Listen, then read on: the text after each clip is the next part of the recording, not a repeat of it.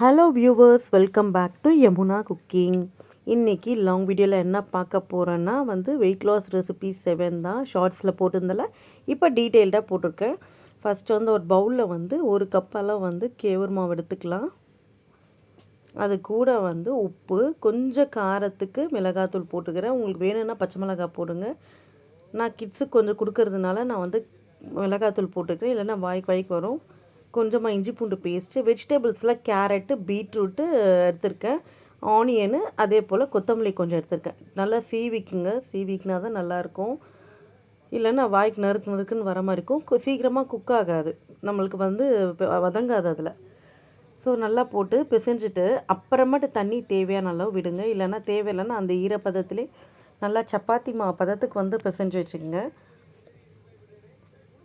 இப்போ தவா ஒரு பக்கம் ஹீட் பண்ணிவிட்டு, நம்மளுக்கு என்ன மாதிரி சைஸில் வேணுமோ அந்தந்த சைஸில் கொஞ்சமாக எண்ணெய், ஒரு அரை ஸ்பூன் அளவு தான் விட்டுருக்கேன் நான். ரொம்ப மெலிசாவும் இல்லாமல் ரொம்ப தடிமும் இல்லாமல் மீடியம் சைஸில் தட்டிக்க வேண்டியது தான். கொஞ்சம் சவுக்காக எடுக்கணும், அதே போல் ஸ்டிஃபாக இருக்கணும். அப்போ தான் நல்லா மொறுன்னு சாப்பிட்றதுக்கு நல்லாயிருக்கும். ரொம்ப எண்ணெய் விடாதீங்க. கால் ஸ்பூன் அப்படியே விட்டு எடுத்திங்கனாலே போதும். நம்மளுக்கு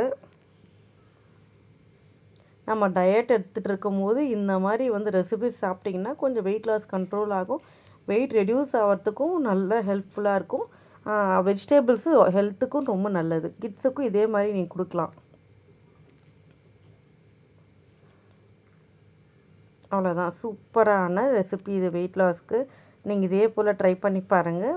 வீடியோ பிடிச்சிருந்தால் லைக் பண்ணுங்கள், ஷேர் பண்ணுங்கள், சப்ஸ்கிரைப் பண்ணுங்கள். மறக்காமல் பக்கத்தில் இருக்க பெல் பட்டனை ப்ரெஸ் பண்ணுங்கள். அப்போ தான் நான் போடுற வீடியோஸ் எல்லாமே நோட்டிஃபிகேஷனில் வரும்.